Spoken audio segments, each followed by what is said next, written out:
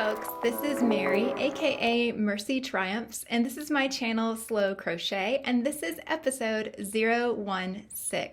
Today I want to talk about my current works in progress, any finished objects. I also want to start out, first of all, by saying a big welcome and thank you to anyone who has come to find me from Lisa over at Happy to Hook Creations. Lisa,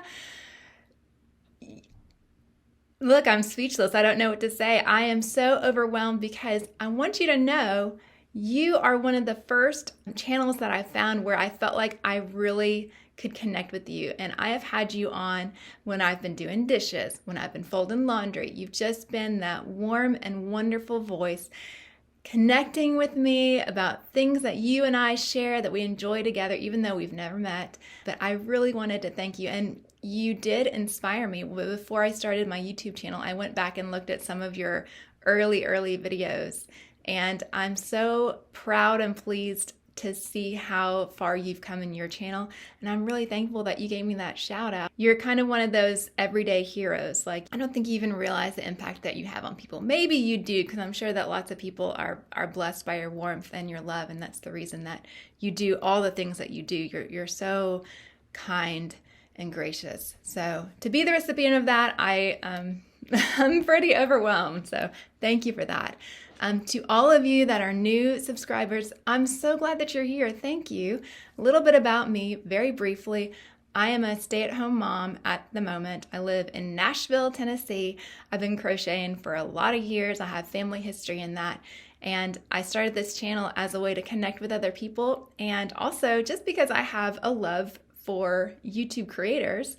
I love watching YouTube, and I thought, you know what? It is time for me to jump in here and provide the type of thing that I enjoy. So hopefully you'll enjoy this channel as much as I enjoy making it. Today I do want to go into my finished objects and works in progress. It's all crochet. Now the first thing I want to show is something I need help on.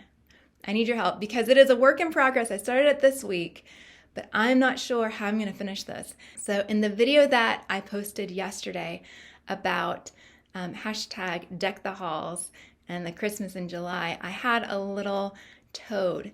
And if you watch that video, you've heard me talk about how on the top of our Christmas tree, we have an owl. So having a little toad to hide from the owl, I thought was really cute. And I decided maybe I ought to put something else that owls would eat, and it would just be this fun thing to have on our Christmas trees to hide these little animals around.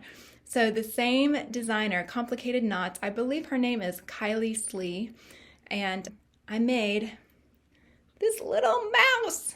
Oh my goodness. This little guy is so fiddly. He is holding the hook that I used, which is, it's a vintage size E boy. So teeny tiny little hook. How I made him was using like a size 1 or a 2 weight yarn held double. And they were just some scraps that I'd had. It's all superwash merino of all things. In the original design, this mouse is holding a cookie as if it's stealing Santa's cookies. So my question is, what should my mouse hold? Because I don't know necessarily that it needs to hold a cookie because it's hiding from the owl. So cookie is an option. Maybe it will hold a present or a little piece of cheese or a candy cane. My husband suggested that he should hold like a bazooka or a lightsaber or something, like he's a little militant, like I'm not gonna let the owl take me out kind of guy. But let me know in the comments, what should my Christmas mouse hold? Because he will end up having a string at the top and I can hang him. Maybe I could put a scarf on him, but I don't really know about a hat. But I liked that this little guy was more naturalistic. He sits really easily. He was very fiddly to do, especially because I was holding yarn double, and I did botch the tail a little bit. So maybe he needs a little bow on his tail just to make it look like he maybe got a little too close to that owl and had a close shave. But let me know, what should my mouse hold? So that's one. Is it finished or is it still work in progress? Hard to say, but I was really proud of how he turned out, and I was working hard to finish him in time for this video. Last week, I had a pair of wrist warmers. These wrist warmers were based on a design by I Need It Crochet. last week I had just the one, and now I have the two. So that is a finish. I did change out the stitches here, and I plan on doing almost a dedicated video, not as a tutorial, but just to talk about the process behind these, because there is something special about them, but I want to save that for a different video. But love how they turned out. They're kind of dragon scaly, and yes, my children did request mitts like these, so I'm gonna hide them from them, out of sight, out of mind, hopefully, and I will get to them maybe towards Christmas. But that is a finish. These were made both using a size I crochet hook, and they were made of Yarn Bee Must Be Merino, which is like a merino acrylic blend. Very soft. The yarn is a little splitty. The color is olive, which is one of my favorites, and I'm excited to have these for wearing once it gets a little bit colder. This next work in progress, well, it's a finished object, and actually last week I had started it, but I neglected to put it in my works in progress video.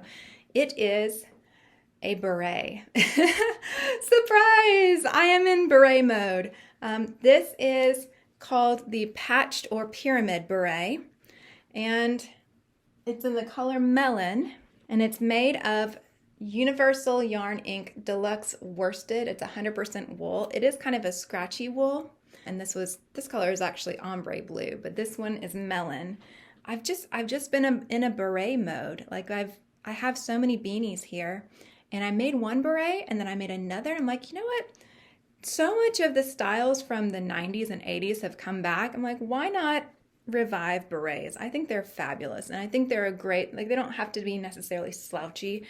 And with the right ones, you can pull them forward more as a Scotch bonnet, as a tam. I think they're kind of versatile and they're kind of fun. This design has that nice pinwheel shape, and I will leave a link to the YouTube video below. The YouTube video that talks about this design is not done by someone who is very familiar with crochet patterns. So you kind of have to fudge it a little bit, which is what I did.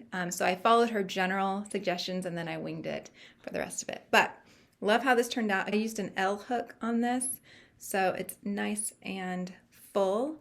And just with this Universal Deluxe Worsted wool, it is a 4 weight, but to me it feels around the edge of a 5. So I tend to go up if I'm using this yarn. I am a tight crocheter, but the L hook really made this beret come alive. Last week I also was making a sweater vest, and this is a completion. So this is based on Grace Forthefrills, her sagebrush tank top, and she called for, I think, a 3 or maybe a 2-weight yarn, and I used a 4-weight. Noro Miyabi, this is a different colorway, and yeah, it's classified as a 4, but it is a roving style going thick to thin, and I used a size I hook on this, and the hook size that Grace recommends is smaller. So she had this as a tank top, and I modified it to be a sweater vest, and I will put some footage at the end of me wearing it as a sweater vest. But this yarn is a combination of wool and cashmere, so I wanted to make sure I did something that was going to be warm and wonderful.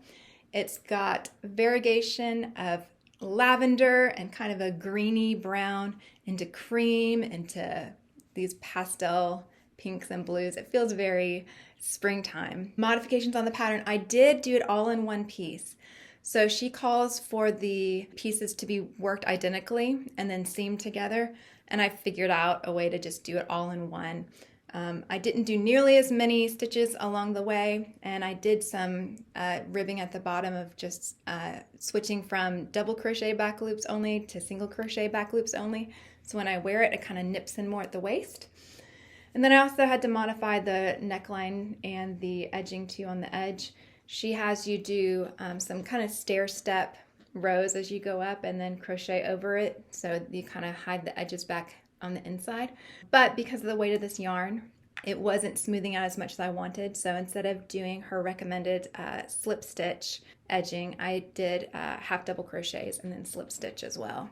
But I really like how it turned out. Now, these are not colors that I typically wear a lot of. For much as I like this, I'm not sure how much this works into my existing wardrobe, but I had a lot of fun making it. Surprisingly, it went really quickly. It was kind of meditative and really chill to work on. I really like the pattern, and maybe in the future I'll make it as written. But for now, happy little cozy warm sweater vest. Now, I have 2 more works in progress, and one of them I have shown consistently.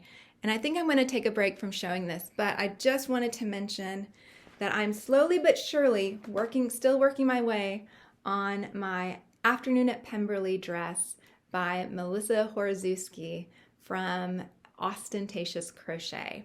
So I have moved up from the hook size that I started on. I moved up a hook size, and hopefully that will help it flare out a little bit.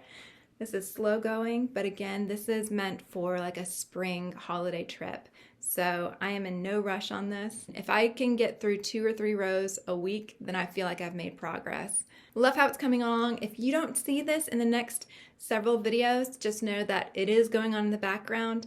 It's just not really worth the time to just say, and I did another row, and I did another row. Now, I did another row, but this is a new project. On Ravelry, I've noticed a trend of these little bitty neckerchief scarves, these little triangle scarves, and they kind of mock the Sophie scarf, which is knit.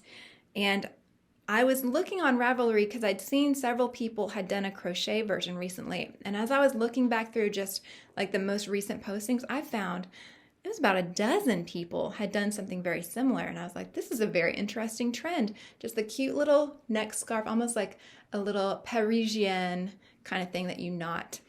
So I thought I will do my own version. I have a bit of variegated sock yarn. I do not know the brand of this, but all these gorgeous blues and greens and aquas in there. And I'm just doing a very basic double crochet, and I'm adding 2 stitches to the last one on the row, so it's coming out triangular, just a very basic increase. And then I'm slip stitching back loops only. Everything I'm doing is back loops only, but I do an increase of the double crochet and then back loops only, slip stitch along the back. So that will eventually be a little neckerchief that I can tie. So I just find it so interesting that this pattern has been in knit for years. And all of a sudden, a lot of crocheters have said, oh, hey, I really like that. I bet I could do something similar. I think the key is using a lighter weight yarn, although some of the patterns call for heavier weight yarns. I'm using a size G, which is a 4.25 millimeter hook. I do crochet kind of tightly, but this, combined with the yarn, it's creating a really nice little drapey effect. And so as I keep going, I might be able to make it where I hold it double, because I don't want it to be a proper scarf. I want it to be a little neckerchief. So that is it for what I've completed and what I have worked on this week. And hopefully you'll see some progress on some of those works in progress in future videos. If you have enjoyed spending your time with me, thank you so much. All of the likes, shares, comments, subscribes, all those little YouTube-y things are super encouraging and super helpful. So please feel free to do any or all of the above. If I am not your cup of tea, thank you so much for listening this long. I really appreciate you, and I hope I will see you again. Bye.